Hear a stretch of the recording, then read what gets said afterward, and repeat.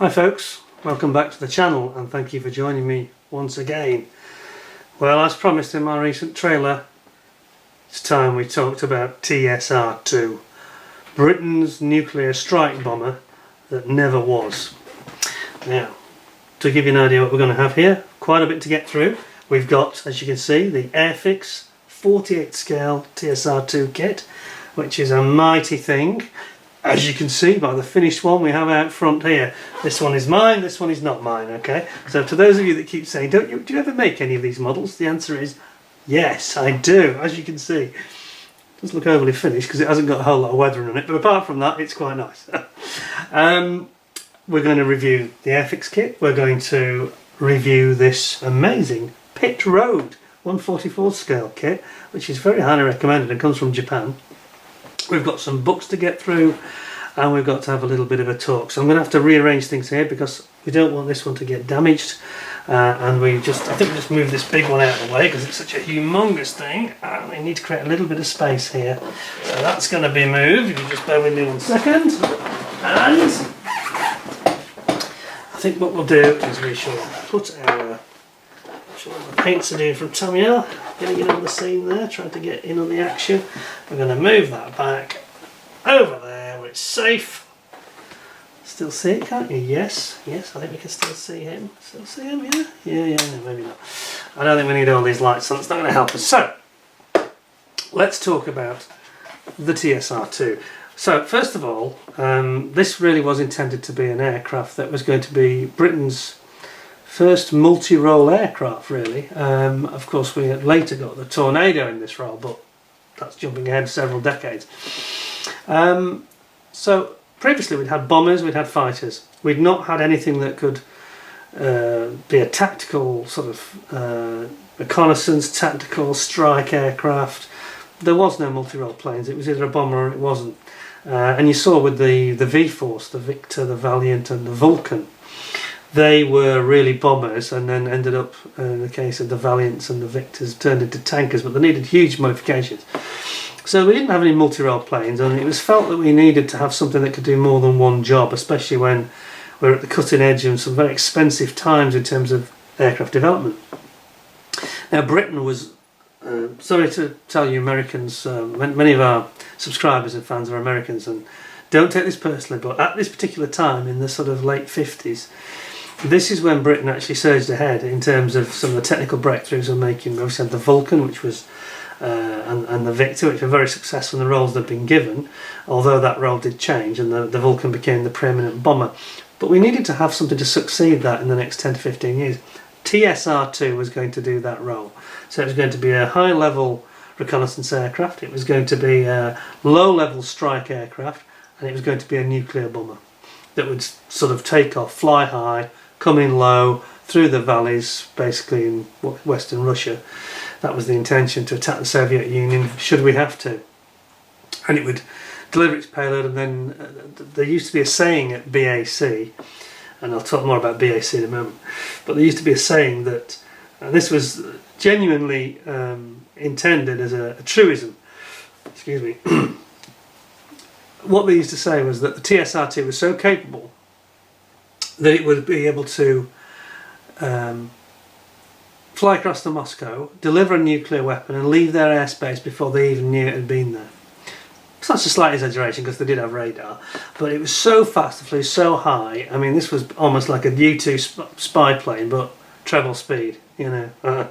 And it was capable of 2,900 kilometres an hour, so that's 1,500 miles per hour, thereabouts. My maths isn't that brilliant, but it's a very, very high speed aircraft, Mach 2 plus. Supersonic, you know, and a very pilot friendly aircraft. So anyway, let's just talk about the origins. So the origins were, and by the way, I've got a couple of books here which are amazing references that we should really talk about in a little while. The problem that the British had was this, that we were spending a great deal of money, and after the Second World War Britain was pretty much broke in truth, but we spent a huge sums of money on developing very high-tech aircraft, and we had a massive aircraft industry in the UK at that time, in the early 50s. And we had companies like Bristol Siddeley, Hawker, Vickers, Hunting Aircraft Group, English Electric, Fairy. I'm trying to remember. There's so many companies. I can't remember the others, but there's a lot. There's a big list. Hawker Siddeley I mentioned. Supermarine I think was still around. Bristol I mentioned. But there's a long list. For a small country like Britain, it was a huge list, and it was quite clear that this was not sustainable. So, at the behest of the government, even though in the mid-50s they were all these manufacturers were developing some quite remarkable cutting-edge aircraft. We had all sorts of delta shapes, and we had the forerunner of the Lightning, the P114, was it? Lots of interesting planes like the Hawker Hunter came out. Everything was cutting edge, and it was all very expensive. And the government just couldn't afford and didn't really need all these military aircraft, I suppose. So it was deemed necessary that they would amalgamate them, and they would end up with Hawker, and you had Hunting, Bristol Siddeley, Vickers, and English Electric. They all amalgamated into the British Aircraft Corporation, and it was British Aircraft Corporation that basically got the contract to design and build the TSR2. And to simplify your understanding of how it worked, the front of the aircraft was basically Vickers, and English Electric built pretty much the rest of it, as was. But so they had factories. They had factories at Weybridge for Vickers, the old Vickers factory, which of course is within the Brooklands racing circuit, the old banked Brooklands racetrack. And I'm pretty sure they have a TSR2 down there, or they've got parts. Sorry, no, they've got parts of one. They've got Concorde, I know, in the museum. But the rest, a lot of the other development was done either at Boscombe Down, which wasn't ideal, or Wharton, and at Wisley. They also had a site at Wisley, which has got a very long runway. They couldn't land TSR2 because it needed a long runway for landing. So it didn't slow down quickly, it didn't have reverse thrusters.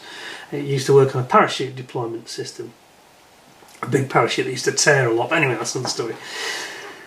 So they used to go to nearby Wisley, and they used to take off on the long runway there. And in the end, they decided to move the latter stages of development of the aircraft to Wharton. Now, this aircraft was burdened from the outset by... Because you had all these companies that had amalgamated, there was a lot of expectation. They probably hadn't slimmed down enough, and there was meetings, design meetings, apparently, that used to go on for many hours over the simplest, silliest little things, like what colour the switches were or the bulbs were in the cockpit, and what colour the canopy frame should be painted on the inside, and all this kind of stuff. And they had meetings like that had 60 odd people in them, and it became untenable. And the government became increasingly concerned because this aircraft was deemed to be costing up to £1 million a week just to develop it, and there's a lot of people in so many different sites that were working on it. So it got a little bit out of control. However, it was supported by the then Conservative UK government. This is in 1960-64. But unfortunately, in October of '64, there was a general election in the UK, and Harold Wilson became Prime Minister for the Labour Party. And they were not enthusiastic about this aircraft at all. And they had two ministers. They had Dennis Healey, who was the Chancellor, the guy in charge of Britain's finances. And they had Roy Jenkins, who was the aircraft minister or aircraft ministry.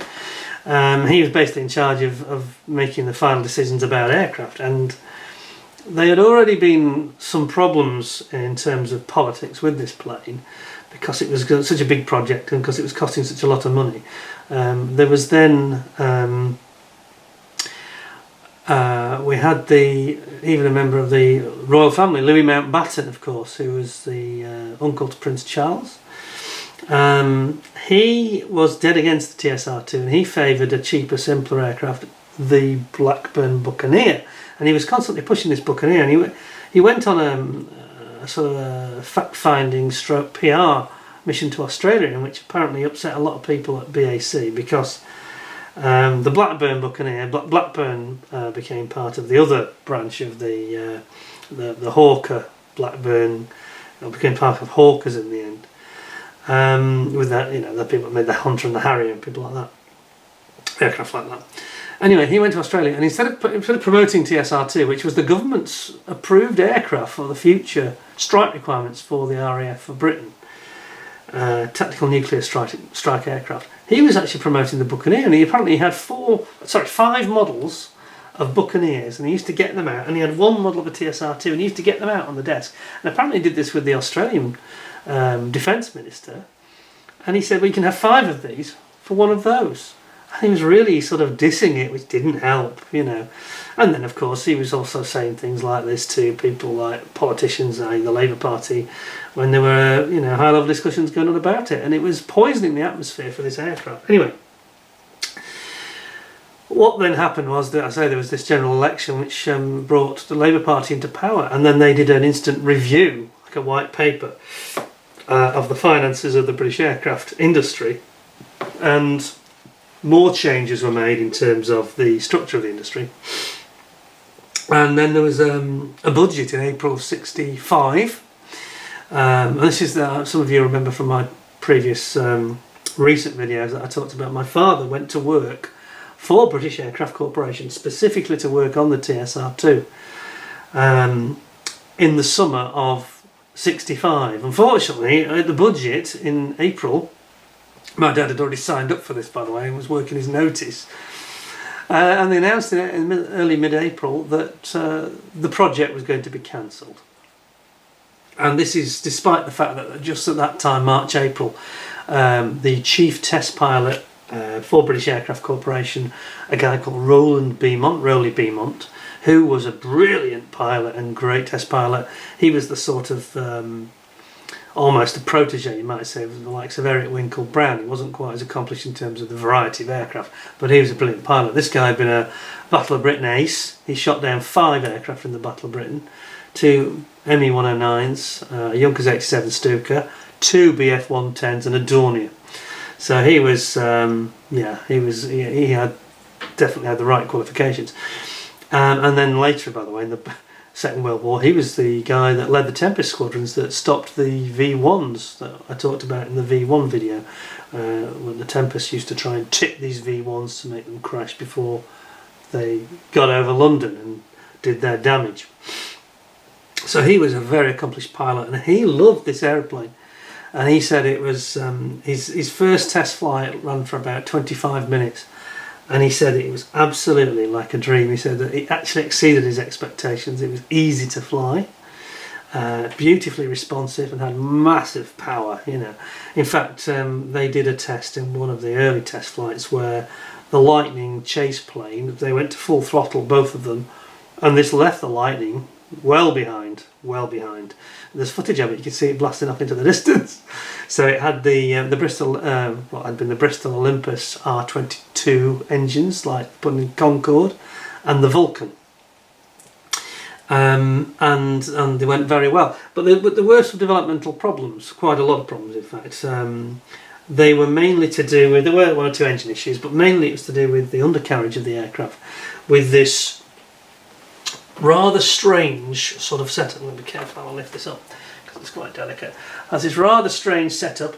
Why don't I zoom you in for this? You can see what I'm talking about. So what we had is this sort of tandem style of undercarriage twin wheel setup here. Instead of having them side by side, as was later adopted for the likes of most aircraft like the Tornado, and before that even the Jaguar, which was very much a sort of copy of the TSR2, like a scaled down TSR2 in many ways. Its aerodynamics were awfully similar and basic design of its wing. Anyway, these wheels, this rather unusual sort of setup that they had, there was a lot of problems with oscillations. As soon as it touched down, it had this very peculiar folding system.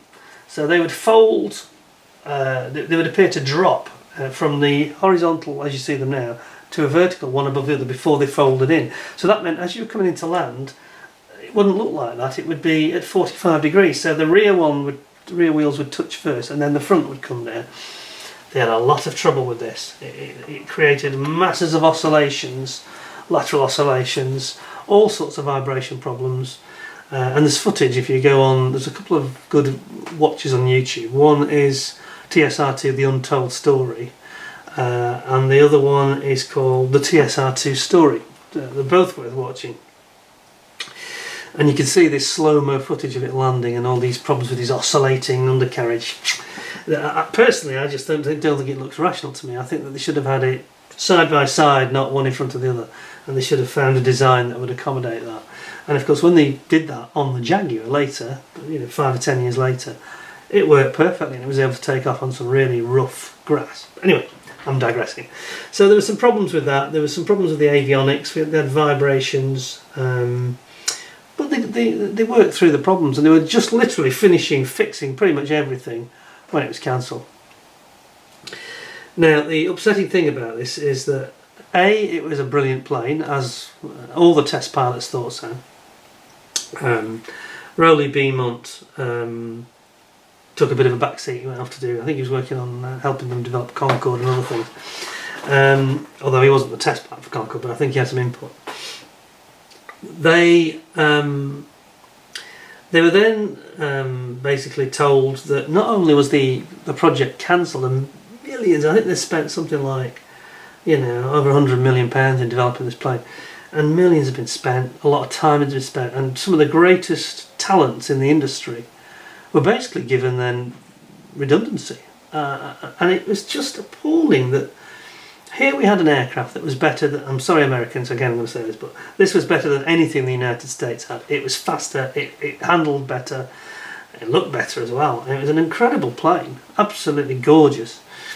And landed like a swan. Look, it actually looks like a swan touching down on water when it comes into land.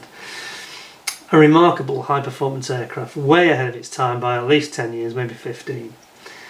But there was this sort of desire to destroy it. Now there's a lot of politics going on, much of which we probably don't really know about. But there was this strange feeling that the Labour government wanted to eradicate this aircraft, so that if they lost the next election they couldn't bring it back, or the Conservatives or anybody else couldn't be brought back. So they issued orders to destroy every single airframe. Now there was actually 9 aircraft in total that were actually built. Now the one that flew and did all the test flights and went supersonic once, this was actually taken down along with quite a few of the others. So there's 2 that went to museums, Cosford, just northwest of Birmingham in the UK, and Duxford, which is where there's a lot of warbirds there, of course, and Duxford's got a lovely air museum. You should definitely go and see that as well. Both worth visiting. Excellent. Apart from those 2, the rest were all literally cut up, acetylene torches taken to them, and publicly, sort of almost like publicly humiliated this aircraft. I don't understand why. Many people are very bitter about this in the UK. Of course, my father was bitter. I would be talking about this subject because it's got a personal family connection. My father was absolutely furious. He just joined this company and it got cancelled right from under him as he arrived, and he ended up working on lesser projects like the Jet Provost Strike Master and things like that. And this was the sole reason he wanted. He was very passionate about it, as most people were. He wanted to work on this aircraft and it was taken away from him. And many, many others lost their jobs who were very heavily involved in the project because there was no more project. And in the end they decided to sort of move over to using the Buccaneer. The Buccaneer didn't have the capabilities of this aircraft. It was a very good maritime strike aircraft and it was quite good at as a close support aircraft, but it wasn't really a high-level, high-performance nuclear bomber. It wasn't Mach 2 or anything like that. It wasn't in this league. This aircraft would have carried on up to the end of the century had it been used and drafted into service as intended. Anyway, the final insult was that these aircraft, the ones that weren't, the 2 that were not sent to the museum, apart from the 2, they were all sent to Shoebury Ness, to the MOD gunnery range at Shoebury Ness in Essex, and cut up Some of them were reassembled. There was perhaps 2 left. Certainly one was reassembled completely, and then the others were part assembled, and they were machine gunned and cannoned and bombed at the bombing range there. And it's just astonishing that something so good, so cutting edge and high tech would be wasted in this way. A terrible tragedy, and smacks of spite, I think, from when you see the way they were forced to destroy everything. It just didn't make sense. By all means, mothball it, but you don't need to destroy it. Because it was ahead of its time, it could have been brought back, and I think that's what they were afraid of. Anyway, let's move on. So that's a bit of the history. I think what we'll do first is I will move the model out of the way so it doesn't get damaged, and then we'll open some of this stuff up and have a proper look at it. The Airfix kit, by the way, is a very, very nice one. The only problem with it, which we'll come to in more detail later, but again, the undercarriage is a bit of a weak point, like the real aircraft, you could say. But we'll talk about that a little bit later, so I'll move that out of the way, if you'll bear with me. Find some that's safe to pop it, if I can. Right, now then, what have we got? I think we'll look at the books first and then the kit. Well, these are massive, certainly this one is, in terms of its content, so I'm just going to very quickly just give you a little bit of an idea of what it's about. So let's have a look at this one. So this is, in my opinion, is the finest of all. This is Crowwood Aviation Series, Damien Burke's TSR2 Britain's Lost Bomber. Absolutely fantastic resource for anybody interested in the TSR2. I just don't think there's anything that is left out, frankly. Not a cheap book though, it's £40. So that's $65 and 78 Canadian dollars. So this is not a cheap book, okay?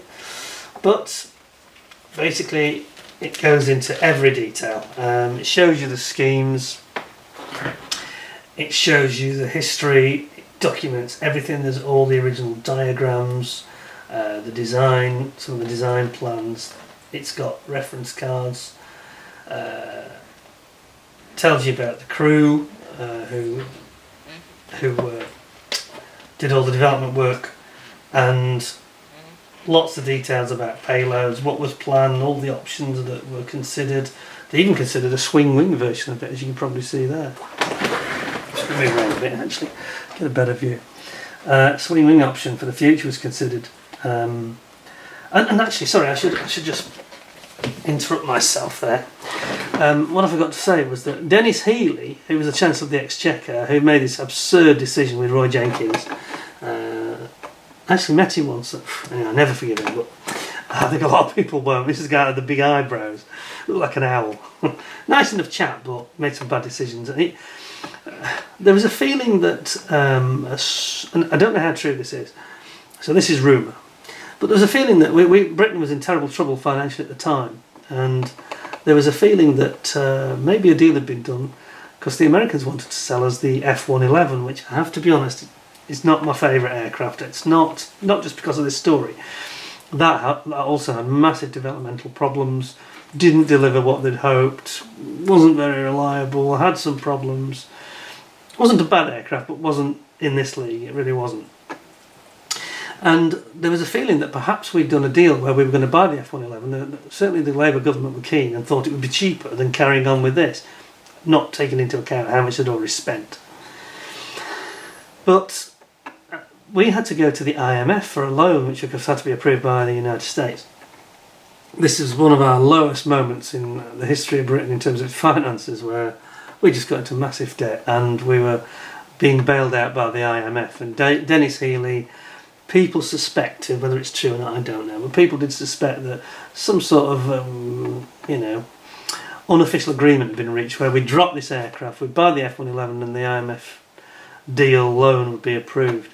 But in the end we didn't buy the F-111 because there were so many problems with it. It ran behind schedule, and the Australians who'd been persuaded to buy the F-111 instead of TSR2, they also pulled out for all the same reasons. So it kind of backfired. It didn't really work out for the Americans, it didn't work out for the Brits, none of it worked out. And we lost the last truly entirely British warplane that would have been the best warplane in the world. No question, no question.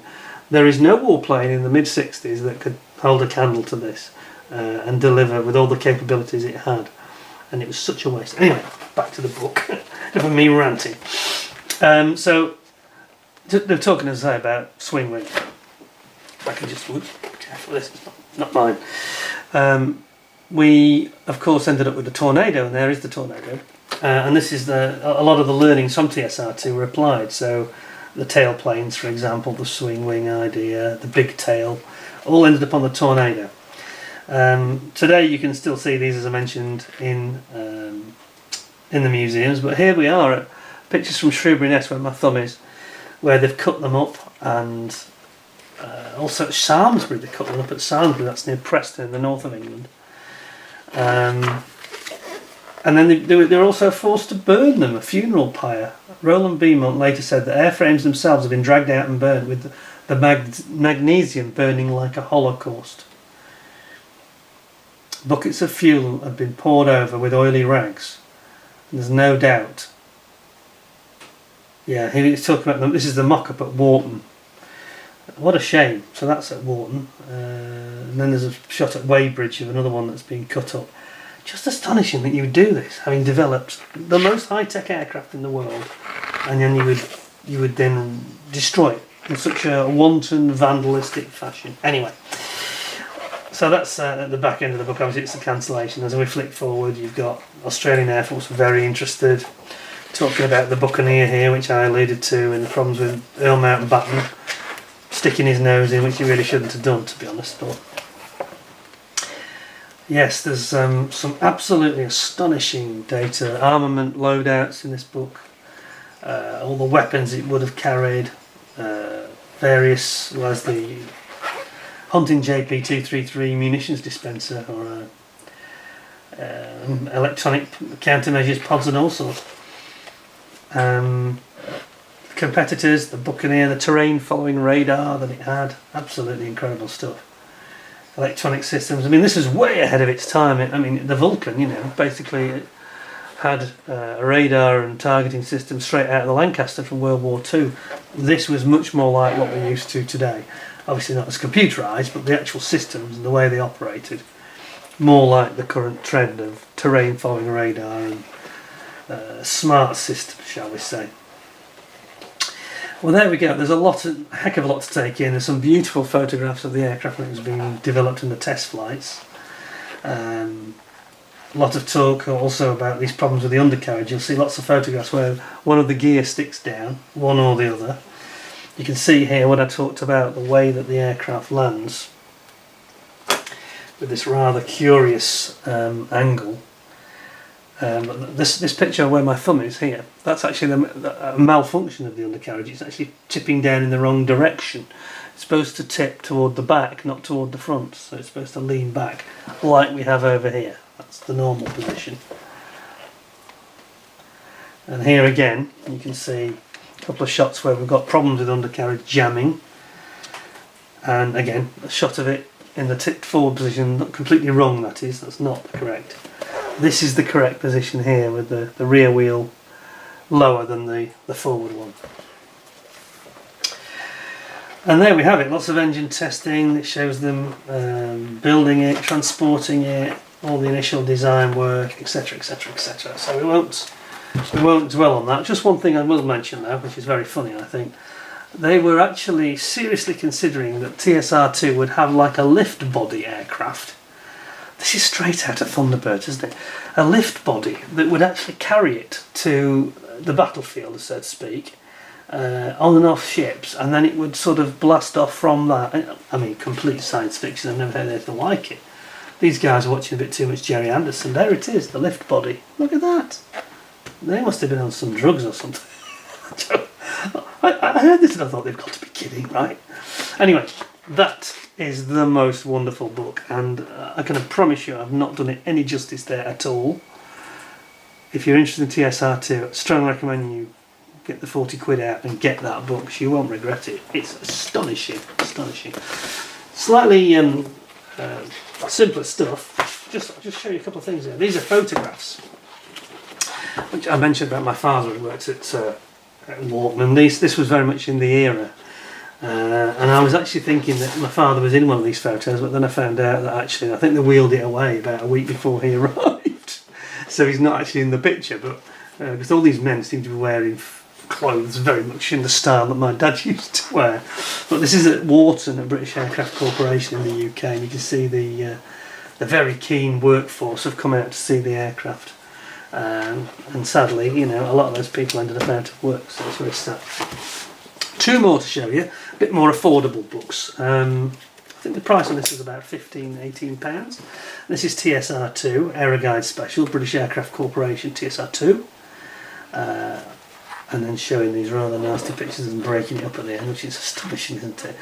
Talks about the design, what its job was, you know, what the expectations of it were, and you'll see a lot of, well, there's that photo I think we just saw, isn't it? In fact, the two photos, I think it's both photos. So you will see a lot of these photos repeat from one book to the other, but some great shots of it in flight, you know. Excuse me. It's quite brief though, you know, and it talks about what happened afterwards, obviously the Canadian tornado, but there's the Jaguar now. I mentioned this, didn't I? The Jag, aerodynamics of the design of the Jag are awfully like the TSR2. It's like a scaled down version of it really, isn't it? Similar wing design, similar basic shape, positioning of the wings and the engines. Okay, the engines do finish before the tail on this Jaguar design, but other than that, very, very similar. And then you got the Tornado, of course. And then basically it talks at the end about the ones that are in the museums currently today. So that's useful for you. And then finally, TSR2 Lost Tomorrows of an Eagle. Now this is particularly interesting for the modellers amongst us, because this is going to guide you through potential what-if schemes and loadouts that were intended. So there's a lot of stuff in here that never actually happened, but was intended by the MOD. So again, we've got a bit of talk about the aircraft itself, development, and then it sort of talks straight away about the deterrent. When it takes over from the Vulcan as was intended, what sort of weapons it would carry, how they'd be loaded, you know, all the various technological advances. What have we got here? X-12 long-range standoff weapons that they were developing. So instead of going in and bombing like the Vulcan, they're talking about having a standoff nuclear weapon that it would perhaps go as far as the Russian border, let go of its weapon, and then get the hell out of there, get out of Dodge. And then there's all these different variants, and I've got to say this is a really fascinating book, and it's a completely different sort of take on the TSR2. It's more about what was planned for the aircraft, all the schemes, the different squadrons and how they would have decked them out. Some familiar squadron markings, paint schemes, nuclear strike roll scheme. That's 12 Squadron, that's another Honington Squadron there. The Foxes. Spotswood scenario. This is all the various MOD plans that they had. Look at the familiar markings to some of these aircraft that we're used to seeing with on a Tornado tail, you know. And all the squadrons that were planning to have this aircraft. And how they would have looked for those squadrons had they been operated by them. Nuclear strike roll, conventional strike roll. It's really useful. It gives you all the sort of paint guides as well for modellers, you know. It tells you exactly what. There's another one, 12 Squadron, look. Another option, variant. And that's the one that I've got actually. Well, not quite identical in terms of its actual tail markings, but it's the same squadron, 9 Squadron. It also ended up at Honington actually with Buccaneers in the end. And then you've got different types of bombs, retard bombs, etc. External fuel tanks, all the later developments in terms of weaponry, avionics, tactical strike group, establishment at Coningsby as it would have been in 1968. It's like a glimpse into the future that never was, you know. This should be a historical book really, because this is all the things that would have happened if the government had not cancelled the thing. And there you go, you've got the Scandinavian sort of scheme, winter scheme. Absolutely great, isn't it? It's a really good book, I've got to say. And then you're getting into what happens if you went to the Gulf. September 77 red flag, and then of course countermeasures, developments, etc, etc. Is there actually a Gulf scheme? I'm sure there's a Gulf scheme in there. A really good book though for the model of that. It's going to be quite a valuable asset to get your hands on one of those, I think. Anyway, enough of the history, and rather depressing it was. Let's actually look at some models of the plane then. I think we will start with the small one. So this is something you won't have seen before, I think, most of you. This is from Japan. It's pit road models, and I bought this because people that had actually seen it all raved about pit road, and they do a Vulcan as well, by the way. They do some very nice stuff. It's mainly in 144. Look on the side, you can see we've got a stand comes with it as well, which is nice. We've got on the back a bit of a painting guide. That's quite helpful. A bit more lighting, I think. There we go. So let's have a look then. See what we have in the box. Just get my camera to play ball. You can see what's going on.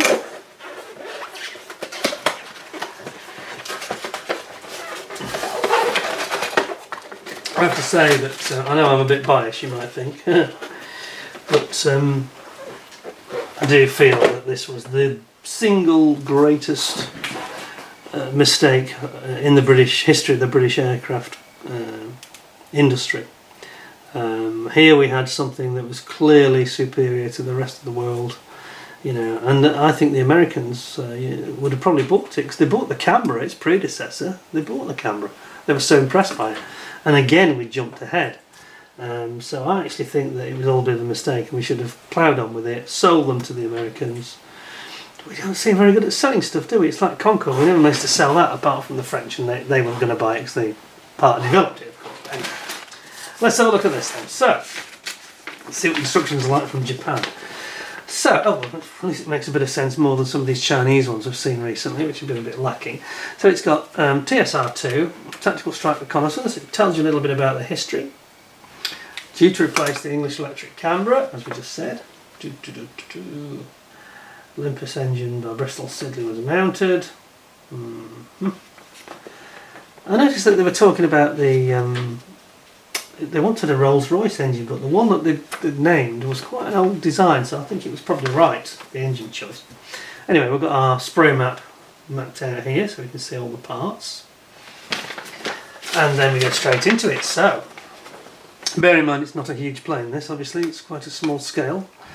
But it's a big-ish plane, isn't it? But at this scale, it looks like a 72nd scale Jaguar, really. Anyway, so we've got the top wing, which goes on, looks like it's in one piece. Sorry, actually it's the top main wing, but it's only the bottom of it, and then there's sections going above, I think. So that goes onto the top of the fuselage, then you put your fuselage together. You have to open a hole here because there's going to be a stand, which sounds good. Then we've got your very small cockpit going in with your ejector seats, your nose and your canopy. You're then bringing in your tail planes and your flaps and elevators. Then you're onto your canopy itself and your pilots going in, obviously the pilots first. And then you've got the option of your air brakes open or air brakes closed. You're popping those in, and then you've actually got some quite nice interior for the gear bays here. Quite nicely detailed by the look of it. This is probably why people like this kit. Then you've got your side engine intakes going on and sort of side body work, and some of the cooling system is actually visible there. The hole to drill, putting on in the bomb bay here, bomb bay going in. Then you've got your gear bay doors, and then you've got your rather tricky undercarriage, which we know is a little bit sensitive on this plane. Front gear is fine. It's this rather strange tandem style of twin wheel system on the main gear, isn't it? Then those go in, obviously, and it shows you how to angle your undercarriage doors here. Option of two options here. You can either have additional fuel tanks and conventional bomb bay, or nuclear weapon. And we have a stand going in there. Interesting position with the stand. It seems a long way back, doesn't it? That's interesting. It looks very much like a matchbox stand. I hope that's true, because that's no bad thing. And then if you're going to put it in flight, just having the doors closed, obviously. And that's your lot. So, why don't we take a look at the plastic then? It all seems fairly straightforward. Unlike some of these other Chinese ones we've been looking at recently, the friends in Japan don't seem to have given us a guessing game. It looks fairly clear, to be honest. Right then, to open this. Oh, in fact, we've got. Oh, it's got tape. We don't need to cut it. Okay, that's good. Let's have a look then. What do we have? So, fuselage and clear parts first. Are there any markings to this plane? Oh yes, there is. Right, so I'm going to definitely need to zoom you in for this because it's so small. Right, here we go. Bear with me. So first of all, this is the top of the fuselage. No, it's not. Sorry, I lie. Top or bottom? No, it's the bottom. That's what I'm talking about. Okay. And it is very nicely moulded. I think I might need my other glasses up for this. I'm going to have the glasses changed. Let's see what exactly is going on here. Because it's not big. Right, there we go. Oh yes, it's very nicely engraved. The panel lines are excellent, especially at this scale. Can't see anything wrong with that. Very, very nice. Okay, that's the bottom. Then we've got the top, including the cockpit area here. That's again very, very nice. Got the electronics bay at the side here, very nicely picked out with the panel. Then you've got your wingos on top of this section, obviously. Then you've got your air brakes either side. It's nicely moulded, very good shape to it. Crisp. Like it, that's nice, very good. And then we've got clear parts. Well, I won't open these at this stage, I don't think there's any need, but they do look clear. They look really clear for something so small. Can you see that? That's really crystal clear. And there's not really any much distortion either, not in the window section. That is remarkable. Yes, I like that. Okay, so I'll pop that over there. Won't read back anything. Is it glued again? Oh, it's stapled this time. Okay. So it's half stapled, half taped. Different. So they've gone the Tamiya route here. It's going to be fun. How do I get into this? Just bear with me. I'll zoom you out because it's not a great view getting there, is it? Let's be honest. There we are. Now then. You can watch me fighting to get in. Ah, come on.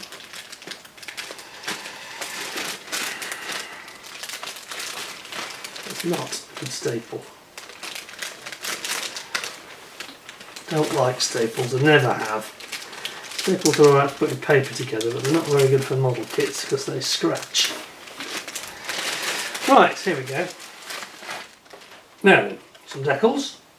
Nice ones, look at these. What I say, those are really crisp. Sharp, not much carrier film on them, no excessive stuff. So, most it's the low-vis type nuclear stripe markings, very nice. Then we have got the wings, whoops. The wings. Top wing, bottom wing. It looks like you have the option to drill out the pylon points. Has it got pylons? Does it come with any? Don't think it does actually. Anyway, but they're marked clearly. you can see there. Very, very nice. And if you look down, this must be a bit of slide moulding here, because if you look down into the engines, you may not see this. You can actually see the afterburner rings right deep down the back of the engines. Really nice. Tricky to paint down there. I think I'd have preferred that as a separate piece to paint first, then stick it in rather than one piece. But anyway, here we've got the fuselage, obviously, and that's the back end, in fact, isn't it? And then underneath you've got there's your nose cone with your pitot on it. Here. It's small, but it's beautifully formed. I mean, look at these sections here for the inside of the gear bay. Nice, aren't they? Very, very good. For something at this scale, it's marvellous, to be honest. I've never seen one of these guys' pit roads models before, so all new to me. Here we've got the tailplane and the two little tiny pilots, and they are very tiny. Yes, you're not going to get too much detail on those guys, I don't think. But then you get your tailplanes, and they're nicely formed. They've got the elevator trims. They're all moving tailplane, aren't they? They're all moving rudder, which is very unusual, actually. I'm never quite sure why on TSR2 they went for that design. The other thing that it needs, of course, TSR2, apart from better undercarriage, it needed thrust reversers, because obviously on the Tornado they put the thrust buckets, and that really helped it to slow down quickly. That is exactly what TSR2 needed, but I don't think they developed the technology much by that point. That only came in the 80s, really. Well, mid-70s. Nuclear bomb here. Is that a conventional bomb? I'm not quite sure. Oh no, it's the other half of the nuclear bomb, top and bottom. Goes in like an insert. And you've got your undercarriage here, wheels. That's the front, I think. Yeah. Or is it? No, it's not. No, it's the main gear, that. The main gear. So where's the other? Where's the nose going? Oh, the nose. They're so small, aren't they? They're there, look. Tiny. Okay. And then finally, last sprue. Pit road TSR2. This is all the other bits. It's all your flaps and air brakes and your gear. I don't care for white plastic. I always prefer grey. I'm finding it hard to see the detail, but it's good, especially for something so small. Some lovely detail there. There's the nose leg. That's great. I'm very impressed. And then you've got your ailerons here, just here. That is really impressive. Not really much flash. That's brilliant. Wow, bit of a treat, really, isn't it? I would say. Not a manufacturer that I've seen before. These weird glasses off now. Not a manufacturer that I've actually seen before. But it's better I can see you now. Yeah, I'm very impressed. It's quite a nice setup, that. No complaints there at all, really. So I'll pop that back in there. And I'll pop those in my little bag. And we will now turn our attention to bigger TSR2's. Oh, something we've forgotten. The stand. Stand. Well, bless my soul, look at this. I was right, it is like a Matchbox one. The design looks very, very similar. It's got that same ball design. Little ball and turret. Can you see? We've got the little ball and cap, I should say. The ball there.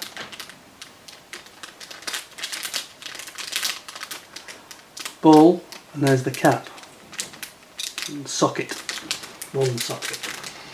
And you can have it in any one of a number of positions. You can actually, cleverly, you can actually move it back and forth in terms of its centre of gravity. That's clever.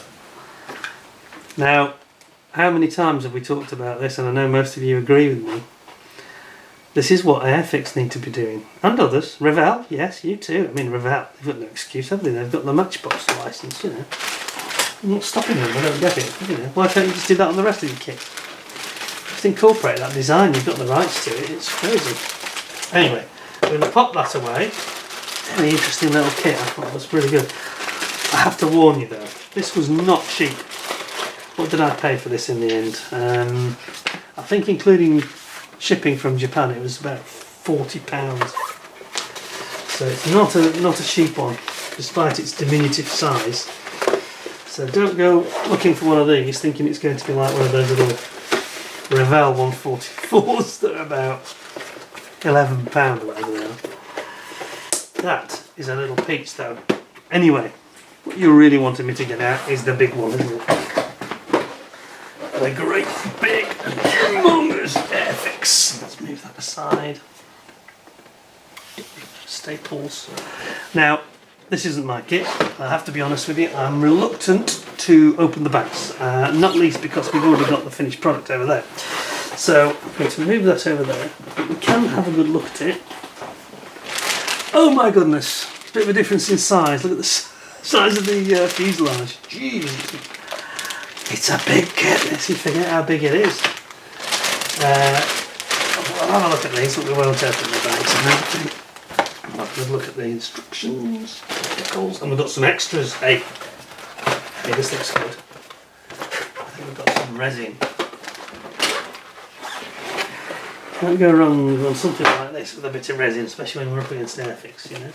So we'll start with that, I think. See what the extras are, and then we'll move on to the main kit. So we've got the Pavla models nose wheel bay. Now then, how about that? And that has got some significant detail in it. See the depression where the tyres sit, nestling in there, look. Wow. Obviously made in the Czech Republic. All the side detail on the side wall of the actual bay is there. You see it on the other side as well. A bit tricky because it's in the box. That's very nice. That's a good start. Then, what have we got here? Main wheel well for Airfix. Pavla again. Also made in the Czech Republic. Oh, now then. Wow, wow, wow. Look at this. Oh, some detail there. You can see the little depressions here. Oops, depressions here and here for the actual tyres to sit into. Look at that though. And you got an auxiliary fuel tank. So this is it's not just the wheel well, it's also the bomb bay, but this is the non-nuclear option. So you couldn't use this in conjunction with the nuclear bomb, I have to say. Got some instructions showing it all there. Okay, so there's a few bits. We've got the hydraulic rams that open and shut the gear bay doors. Sorry, the bomb bay doors, not the gear bay doors, in the middle. Those look nice. All in resin, it's just a little peep. So that's in a nice resealable bag. Ah, now then, that's really good, isn't it? Hydraulic actuator and damper basically, isn't it? It's just more of the same, I think. Okay. Oh, yes, a couple more bits. I'll pull part of the bay. Very nice. Just gently back in there. Shove that all back together. But that's got some major detail, hasn't it? Look at that. Wow. See all the framework, all the support lattice work that helps to give it the strength. Fantastic. We like that. Very simple instructions, I have to say. Whoops, oh, there's a bit more on the other side I missed, sorry. It shows you how you position it within the fuselage. And where the main legs go. Okay. Super. Like that, very nice. Let's another one to go back in the box now then. What have we got here? Interior set. Oh, Pavla again. Let's see what we have here. And we have got, look at this. Oh, wow, a whole interior set. Ejector seats, cockpit tub, you name it, it's all here. Detailed blow-by-blow account of the ejector seats, what colour to paint it. Marvellous. That's impressive. Not sure how much this costs, but it doesn't look cheap, to be honest. Careful with this, don't lose any parts. So, here we have the cockpit tub itself. Look at that. Oh, there's some awesome detail there.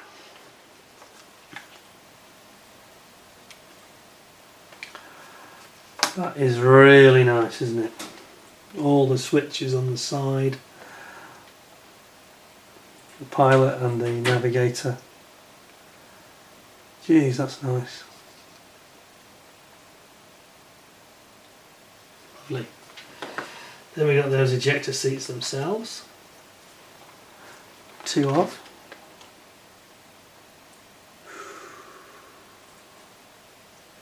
Look at that. Superb. Complete with the pull handle in the middle, look. Look at that. Jeez.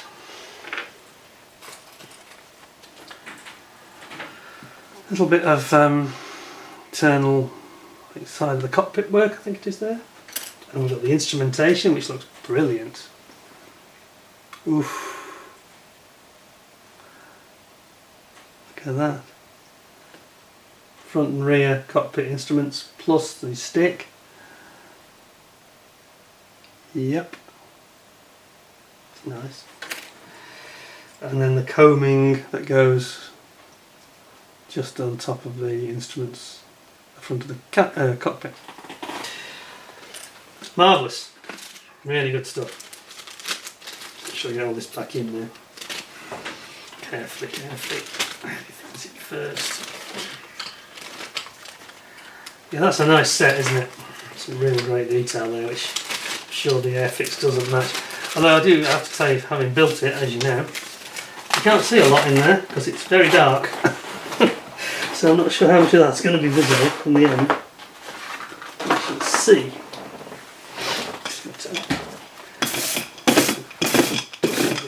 Resin which we don't want lying about. There we go. So, now then, on to business.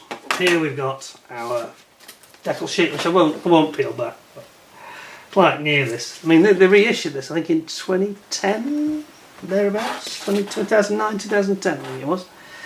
Does it tell me on the sheet? They often don't, do they? 5? No, it doesn't tell me. They're keeping it to themselves. Anyway. Nice decals, aren't they? It's the ablative paint, anti-nuclear flash white, low res scheme. Lots of stencils, but not that many, considering it's a massive 48 scale kit. It's not crazy, is it? Okay, put that down there, and we'll get straight into this. Now then, let's have a look. TSR2. Yep, talks about Roland Beamont. Took off from Boscombe Down, 27th September '64, and reported everything had gone perfectly well. And in many ways, it was the finest aircraft he'd ever flown. Well, there you go. He should know. He's a very experienced pilot indeed. So, here we go. Typical Airfix instructions. Pretty clear. Building your pilot man up. Then your ejector seats. If you're not using the resin. I'm pretty sure the resin's a better option here. Popping those guys into the seats. Popping them into the tub. Then you're building up your intakes. And both sides, and then attaching those into the fuselage. Then we've got the main gear well that you build up. So it's a big area, and then you sort of divide it off for the bomb bay in the centre. You can see the outer surrounding support structure for the engines there, all the ribbing. And your nuclear bomb, and your option of whether you want the double extra fuel tanks or nuclear bomb in the centre section. We've got, sorry, I'm just going to move this. I'm struggling a bit for room. Come back to the plastic in a second. That's better. Yeah, then we've got you're putting in the rear internals for the air brake area, and then you're bringing all these sections together, putting in your nose gear well, your cockpit internals, and your bay for the main gear and bomb bay. Fairly simple. It's like a big version of that one, little 144, isn't it, really? Top wing and bottom wing go together. Then we've got the engines, and what was I saying? I said it would be better on that little model if it had it like that, so you can paint the actual afterburners rings before, because it's going to be a right devil to paint them on that model because it's all moulded in one. I mean, beautifully moulded, but how do you get your paintbrush down there and don't catch it on the side? It's going to be tricky, isn't it? Maybe insert some card around or paper around the outside or something. But this is more conventional, as you would expect. And then it goes together in a fairly conventional way, and they're trying to avoid having centerline seams here. Airfix have learned a little bit from the old Vulcan, for example. So they've got these sections that go on top and you don't get a seam in the middle, which is brilliant. That huge tail fin stroke rudder, all moving tail plane. Engines going in. Then you've got your elevators and your aileron strip flaps, and then this rather bizarre design of main gear, the tandem wheels. All goes together, plus your nose wheel. Put your legs in, one or two little, oh yeah, you've got your, because the model's actually got moving elevators, so you've got to put a little cap on it. And then again, to avoid having a seam up the middle, Airfix have very, very excellently put a separate section underneath to avoid the seam. And then you put in your wheels on, attaching the bogies onto the actual legs, putting in your doors, and there's quite a lot of doors. The bomb bay doors there, and then the actual gear doors there. And then get to the end, you're just putting on your air brakes. Sorry. Air brakes going in, open or shut. There's air brakes top and bottom on this aircraft, because as I said earlier, it didn't have these reverse thrusters, and it struggled to slow down. Had a massive parachute, and they sometimes used to burst quite frequently and rip. Put in your canopy, your nose, pitot head, and then that's it. At 35, you've got a finished TSR2, and a very fine looking aircraft it is too. And then on the back, it's got the markings of the one that's the Imperial War Museum at Duxford. XR219, of course. Sorry, no, XR219. Actually, XR219 is the aircraft that was actually the prototype that flew. That's the one they chopped up at Shrewsbury Nest. Why? Why did they do that? Fancy chopping up the one that you'd actually flown. Again, it's like they were deliberately trying to make sure it never flew again, you know. But anyway, so 220 is at Cosford, 222 is at Duxford. And there you have it, all your stencils going on. Quite a few, but not too many. Super! Now then, let's have a look at the plastic, shall we? Albeit through the bags, I'm afraid. I don't want to open this because unless Airfix retool it, it's quite hard to get hold of these now. They're quite desirable. Anyway, we know, and we'll have a look at the finished product again in a moment before we finish off. We know that it's they've got quite big attachment points here, haven't they, on the runners to the actual piece. Quite chunky, but they're flush, so that's okay. They'll cut okay. It's very, very solid, this. It's a big, meaty sprue, is that, I'll tell you. An absolute monster. So, being in white doesn't help. I don't think this is a good colour for Airfix. I know they've dropped it now anyway. But it was never going to be a very sensible choice, that. But it's a big, chunky aircraft. Very long and slender. It does look like a swan, doesn't it, in many ways, TSR2. great surface, nice sort of a satin surface, good panel lines. That is really nice actually. The only shame is, I know people have done this, I've seen them at Scale Model World at Telford, that they haven't opened up the panels on the side, the electronics panels, for example. Here, this one here between my fingers. So that's a bit of a shame, isn't it? That they could have done that, and you could have had an open panel showing all the electronic gubbins. But obviously it's an option for you aftermarket guys. I'm sure that you can, I think I've seen them actually, you can buy them. And then we've got the massive sprue, main sprues, but I say I don't really feel I should open these. It's not mine and I'm not convinced it's necessary, but let's suffice it to say that the panel lines are really crisp, the plastic's good, it's a strong plastic, hard plastic. And there's a fair amount of detail. I mean, you can get away without the resin, to be honest. Fortunately, we've got this child warnings on the back, so that does stop us seeing it. I think what we'll do is we will go back to the finished product. The clear parts look good, and I know they work, so there you have it. It's a big old beast, is this? You get a lot of kit for your money. But then again, it's not cheap, is it?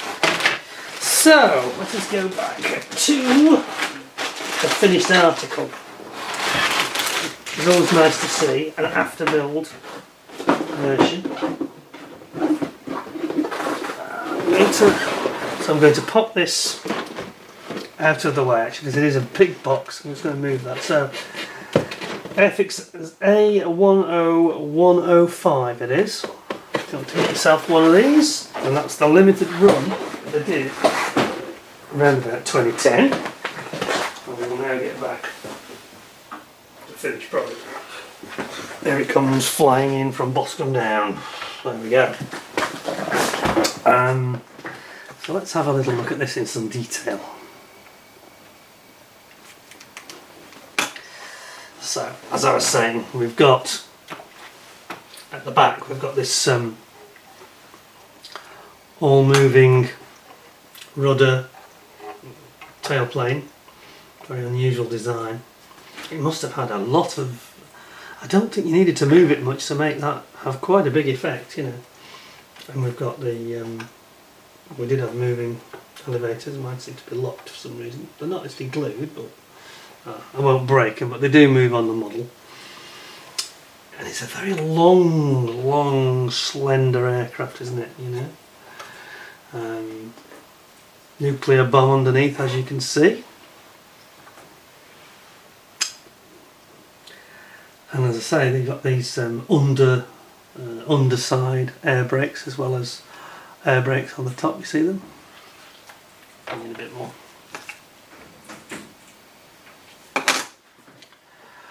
There we go. Air brakes on the top, air brakes on the bottom.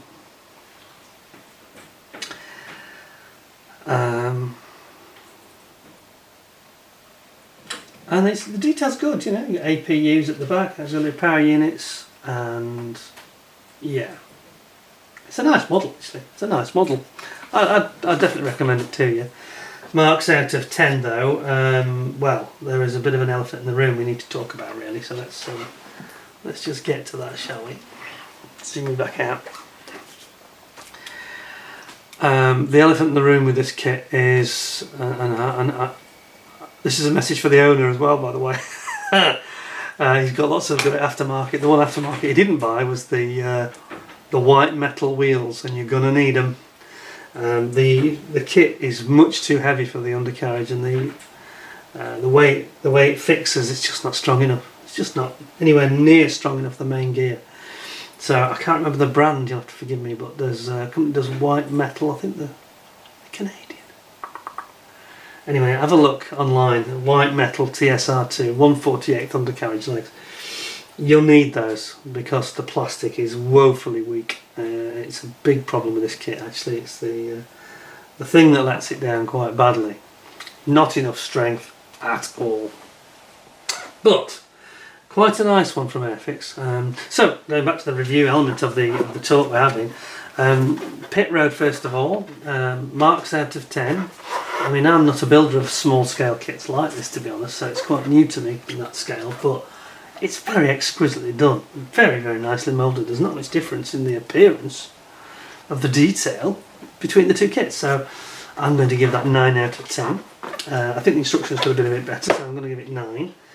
Airfix would have been 9 as well, because it basically goes together fairly decently, and you know, they did avoid having horrible, I've got a little bit of a gap there, perhaps I could have done more with that, but you avoid a lot of the horrible failings of the Vulcan in the way they designed it, so that's great. But this undercarriage lets it down quite badly, so I'm going to give it 8 out of 10.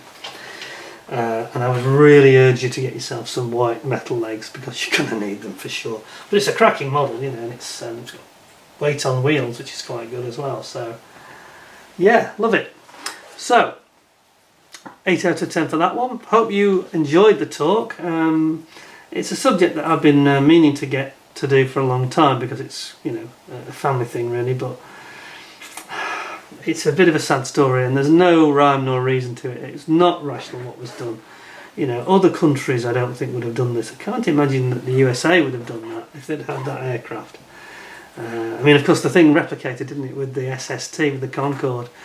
And Boeing, of course, are developing the SST, and they didn't do so well with that. And then, in more recent years, the Americans have really sorted out their design, and they've got superior aircraft like the F-15 and, you know, the F-16 and the Tomcat. And this was kind of the last great era of British aviation, and we should have been allowed to go out on a high, I think, and produce this aircraft, even if they only produced, you know, a limited run of them, perhaps 2 or 3 squadrons only. But it was such cutting edge technology, it was obviously costing the earth and bankrupting us more than at a time when we were in debt. I suppose that is the truth of it. But it's a shame, you don't start something and then just do what they did. The way that they ended the project was unforgivable, really, unforgivable. So I hope you found it interesting. Please give me a good score with a thumbs up if you wouldn't mind. I hope I didn't bore you too much, but I urge you to go and watch those documentaries that are on YouTube. The Untold Story, TSR2, or the TSR2 Story, they're both good. I'll tell you something, there, it's fascinating, and when you see all this flight test footage, it's a remarkable aircraft, one of the greatest of all time. Britain's greatest ever warplane that we designed, I'm sure of it, no question in my mind at all. It never got a chance to actually, you know, get its day in the sun, because it would have gone on for 30 years and the rest, I think, maybe 40 years. Brilliant airframe. Anyway, thanks for watching. Hope you thought it was interesting. If you haven't subscribed already, please join the channel and subscribe, and if you are one of our subscribers, ding the notification bell to make sure you get future early warning of what's coming up. And in the meantime, before I see you again, I just say to you all, thanks a lot for watching, take care of yourselves, and bye for now.